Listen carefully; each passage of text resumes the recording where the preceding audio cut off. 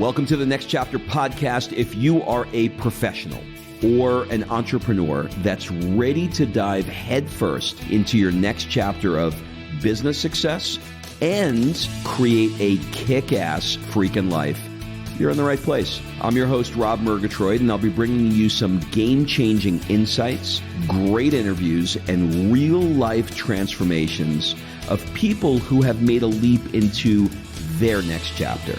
Strap in and let's get this party started. What's up, everybody? Okay, so I'm going to do these. I'm going to try and fit them in within my schedule. And to be perfectly frank, the best way for me to do it is to just do it. So that's your first coaching lesson. Like, done is better than perfect. I'm walking around Florence. I just got out of the gym. I'm on my way to the dry cleaner. And so I've got, a 10, 15 minute walk. And I'm just going to pop the earbuds in and share with you different things that are on my mind. So the first thing I want to talk about is the idea. We talked about this more on the last episode of Friday, or one of the more recent episodes. The idea of when is enough enough. So I want to build that out just a little bit for context for what I want to talk about next. So let me give you sort of a definition of it. Enough is enough when the bandwidth that you set to have a great life is eroded by your business. That's basically the loose definition of it. And here's the idea. Imagine drawing a box, and on the left side of the box, it says successful business. There's a line that bisects the box equally in half. The right side of the box says great life, right? So the more you stuff things, actions, to-dos, stress, overwhelm, etc., related to the business, the more your overall bandwidth begins to get eroded. So you start filling that business box, and then what happens? The line between business and personal starts to get encroached on, eroded, and you start moving into using the bandwidth for your personal life. In short, if your business takes over, it'll start to take over your personal life. And before you know it, you're not having a great life. Okay, so what does that mean? You have two options, right? Option one is to say, well, I'm not going to work as much. I'm not going to do as much business. So I'm just going to dial things back because it's eroding my bandwidth. It's eating up my bandwidth. It's using too much of my time, and I want to have a great life. But there's a part of you as an entrepreneur that's going to go, I'm not doing that because I want to grow my business. I have ideas for my business. So the only way that you can fix that challenge that I see is to create more efficient systems to be able to reduce the overwhelm that's associated with it. And so a lot of the coaching clients that I have, to be perfectly honest, they're shit shows on wheels that make a crazy amount of money because they spend so much energy and focus just throwing so much stuff against the wall. The upside is that some of that stuff sticks. The downside is that they're just completely fucking overwhelmed, right? So part of the things that I coach on is to be able to establish very tightly organized systems of things that work. So you can have a checklist, but if you're doing stuff on the checklist that's inefficient, then you just have either you or somebody else doing inefficient things. So taking the time to identify the 80-20, that is the 20% of things that work, and deploy that against 80% of your actions is really where I think good coaching comes in. And look, here's the thing. I have the same problem too if I don't talk to my coach.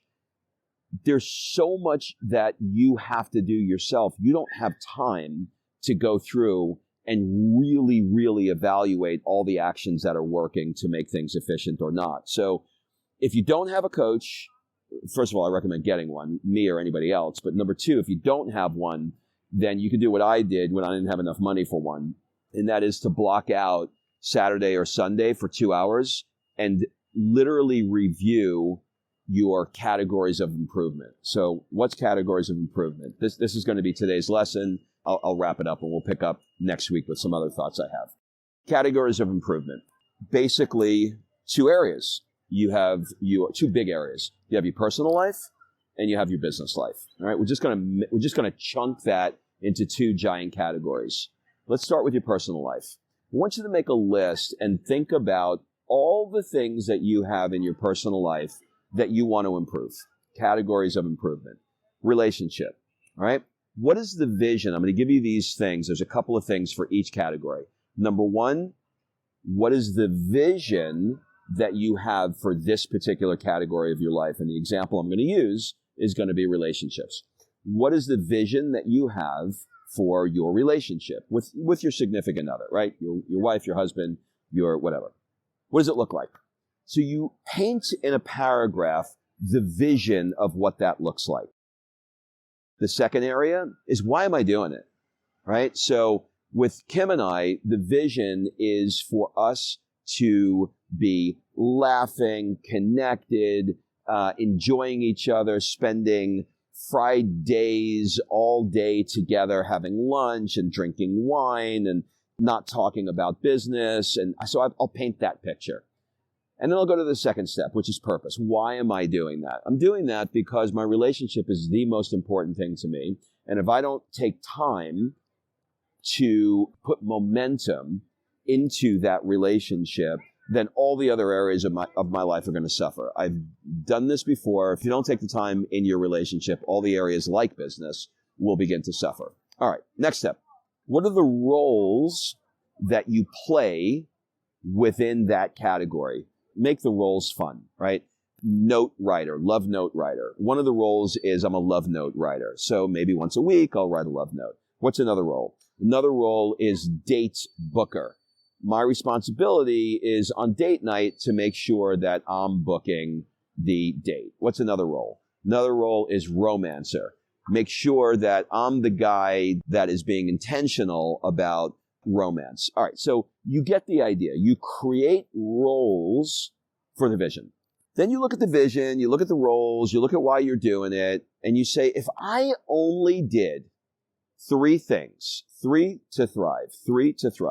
If I only did these three things, what would I do to ensure or have the best shot of ensuring that this category of my life went well? Well, 1, write a weekly note. 2, book date night. 3, have one romantic connection this week. Okay? Then the last section is 90-day, 1-year goals. What are the 90-day and or 1-year goals in this category? Could be simple, to take a 1-week trip without the kids, right? So I'm giving you a relationship one because hopefully everybody's got one of those, or if they don't, they'd like to have one. So that's what the vision is. And you do this for all of the areas in your personal life, and you do this for all of the professional areas. So, some of the professional areas could be social media strategy. Another one could be marketing. Another one, in my case, it could be author because I'm writing a book. Another one could be event producer because I do events around the world. We're now moving exclusively into Italy. So it could be Italian event producer. You get the idea. So I don't think you need more than 6 or 7 big categories for personal and 6 or 7 big categories for professional, but take the time to do each of those things there. Why? Let's go back to our little box, our Punnett square, if you remember high school. If you're looking at your business, most people are very clear what a successful business would look like. But when it comes to their personal life, they will allow business to erode it because they're not that clear about it. They're like, I just want money. I want to be able to take some trips, enjoy my life. But they're not clear on what a successful personal life, the play part of their life, the fun part of their life, the hobbies part of their life, the travel part of their life. They're not clear what that vision looks like. They're willing to allow the business to erode it. But if you have really clear vision of what your personal life looks like, of what that fun looks like, then you're going to have equally clear boundaries in your business life to make sure that it doesn't erode your personal life. Okay, see you later. Happy day.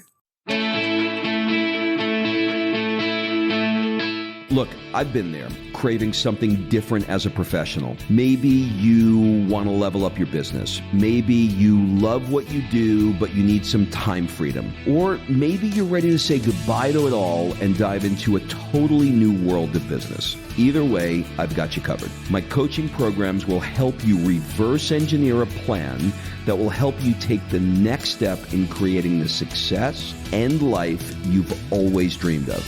In the show notes, you'll see a link for a one-on-one coaching as well as group coaching. Just hit up one of those links in the show notes and we'll jump on a free discovery call.